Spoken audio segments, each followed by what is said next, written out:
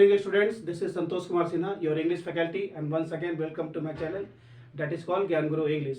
आज फिर मैं आपके सामने वही टॉपिक यानी कि सेंटेंस इंप्रूवमेंट लेके आया हूँ, जो कि किसी भी इंडिया के इंग्लिश एग्जाम में बहुत ज़्यादा पूछता है, चाहे बैंक पीओ हो, चाहे क्लर्क हो, चाहे एसएससी का जो भी एग्जाम्स हो या डिफेंस का जो भी एग्जाम्स हो, मतलब सेंटेंस इंप्रूवमेंट से क्वेश्चन आता ही आता है। इसलिए इसको अच्छी तरह से आप लोगों को कंप्लीट करना है और कोशिश करना है कि इसमें अच्छा से अच्छा स्कोर करें। So let's see what are the questions of today and how to solve them properly without wasting our precious time. So let's read question number 1. They were all shocked at his failure in the competitive exams. Once again, let us read the question.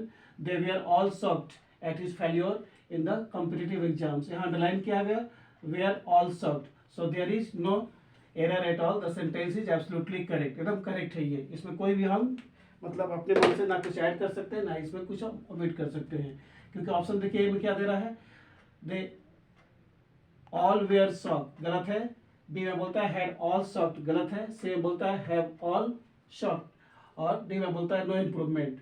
तो sentence improvement का एक trick होता है कि जब भी आपका option A, option B, option C तीनों डिफरेंट होगा मीनिंग में, तो हम सोचेंगे हमारा आंसर बिल्कुल करेक्ट है। यहाँ पर ए अलग है, बी अलग है, सी अलग है, इसलिए हमारा आंसर हो गया डी यानी कि नो इम्प्रूवमेंट। ऐसे they we are all shocked at his failure in the competitive exam, so there is no error at all. The answer is absolutely correct. Now let's move to question number 2.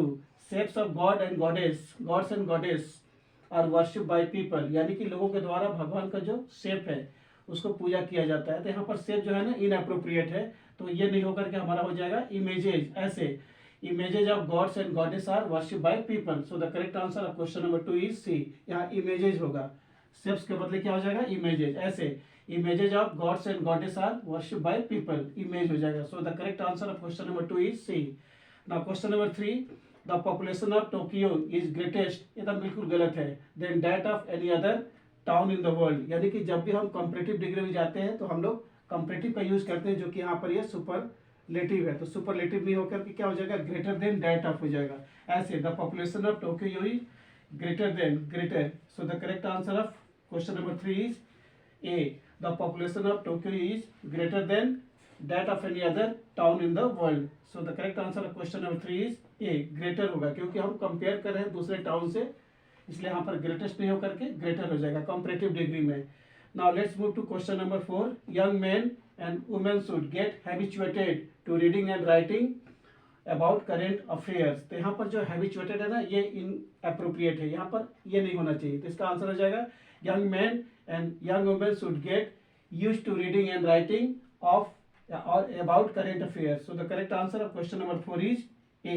यहाँ पर used हो जाएगा। ऐसे young men and women should get used to reading and writing about current affairs, यहाँ पर used आपका correct answer है। So the correct answer of question number 4 is A. यहाँ पर used हो जाएगा in place of habituated. So let's see what are our another questions regarding sentence improvement. देखते हैं कि हमारा अगला क्वेश्चन यानी कि सेंटेंस इंप्रूवमेंट से क्या बोलता है। So let's see question number 5. Anyone interested in the use of computer can learn much if you have access to a personal computer. Once again, anyone interested in the use of computer can learn much if you have access to a personal computer.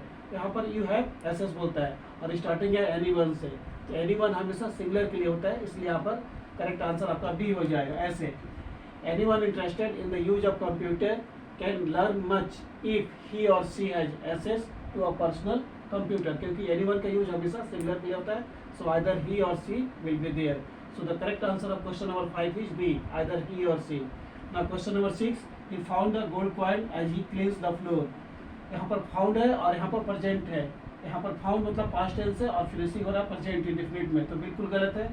तो क्या हो जाएगा as he was cleaning, A हो गया, B में बोलता है while cleaning, सी में बोलता है which he is cleaning और डी में बोलता है no error और no improvement। इसका हिंदी हो गया कि जब वह फ्लोर को क्लीन कर रहा था तब उसको एक गोल्ड कॉइन मिला, हो जाएगा he found a gold coin while cleaning the floor. So the correct answer of question number 6 is B. ऐसे he found the gold coin while cleaning the floor, यानी कि क्लीनिंग फ्लोर को cleaning करते वक्त उसको एक गोल्ड का coin मिला, गोल्ड का सिक्का मिला, while he was cleaning or while cleaning the floor. So the correct answer of question number C is question number 6 is B. Now let's see question number 7. Technology must use to feed, ये आपका underline part है, इसको replace करना है। the force of nature. Once again let us read. Technology must use to feed the force of nature. तो must use to feed ये बिल्कुल गलत है. इसका आंसर हो जाएगा technology must be use to feed. So the correct answer of question number 7 is ए. ऐसे हो जाएगा technology must be use to feed the force of nature. So the correct answer of question number 7 is A. Must be use to feed हो जाएगा. Now let's read question number 8. If I will get an opportunity I shall attend the conference without fail. Once again, if I will get an opportunity, I shall attend the conference without fail. एक चीज आपने जान लीजिएगा, जब भी हम लोग future tense से सेंटेंस बनाते हैं तो दोनों पार्ट में shall और will का प्रयोग नहीं होता है. अकॉर्डिंग टू सिचुएशन हम लोग किसी एक पार्ट में रखते हैं. जैसे यदि बारिश होगी तो मैं बाहर खेलने नहीं जाऊंगा, तो क्या होगा? If it rains I shall not go outside to play cricket. If it rains then I shall not go outside to play cricket. उसी तरह से यहाँ पर है if I will get an opportunity. तो यहाँ पर आई के बाद जो विल है ना, ये इनअप्रोप्रिएट है. तो इसका मीनिंग होना चाहिए कि यदि मुझे एक मौका मिलेगा तो मैं कॉन्फ्रेंस को बिना फेल किए अटेंड करूंगा. इसका आंसर हो जाएगा if I get an opportunity I shall attend the conference without fail. So the correct answer of question number 8 is A. चलिए देखते हैं कि हमारा अगला क्वेश्चन सेंटेंस इंप्रूवमेंट से क्या क्या बोलता है. चलिए देखते हैं कि हमारा अगला क्वेश्चन यानी कि सेंटेंस इंप्रूवमेंट से क्या बोलता है. So question number 9. The technician and not the three managers are running the company in Mumbai. Once again, let us read the question. The technician and not the three managers are running the company in Mumbai. इसमें जो sentence है किसी एक आदमी के बारे में बोला जा रहा है, यानी कि सेंटेंस का जो मेन हेड है वो हो गया टेक्नीशियन. तो जो कंपनी जो मुंबई में है वो सिर्फ टेक्नीशियन लोग चला रहे हैं, उसका मैनेजर लोग नहीं. सो द करेक्ट यहाँ पर अंडरलाइन पार्ट है आर रनिंग की जगह हो जाएगा इज रनिंग. ऐसे the technician and not the three managers is running the company in Mumbai. So the correct answer of question number 9 is A. Is running will be the correct answer. Now question number 10.